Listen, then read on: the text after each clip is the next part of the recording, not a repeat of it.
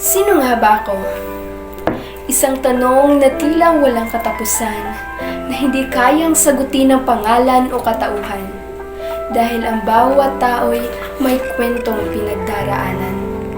At ako, isa lamang sa patuloy na lumalaban. Ako si Jeneline Hamisola, 21 taong gulang na may pag-asa. Tubong luway buhol ang aking pinagmulan, bit-bit ang pangarap sa bawat hakbang. Isa akong 3 taong mag-aaral sa BSED Filipino, ngayon ay naglalakbay. Hindi ito ang una kong pinangarap noon, ngunit dito rin pala ako unti-unting babangon. Pang-4 sa 7 magkakapatid sa pamilyang puno ng pag-ibig.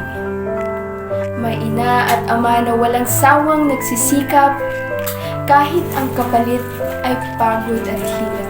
Hindi man kami mayaman sa kayamanan, mayaman naman kami sa pagmamahalan, at sa bawat sakripisyong kanilang iniaalay, natutunan kong huwag bibitiw sa buhay.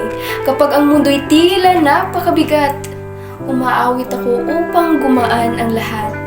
Gumuguhit ng pag-asang hindi kumukupas at nanonood ng nakakantig na mga palabas upang muling lumakas.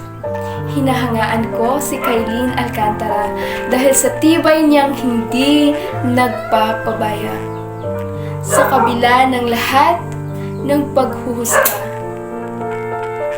pinili pa rin niyang lumaban ng may sigla.